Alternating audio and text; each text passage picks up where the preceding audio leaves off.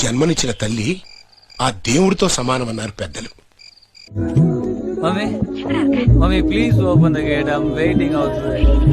Mummy I love you.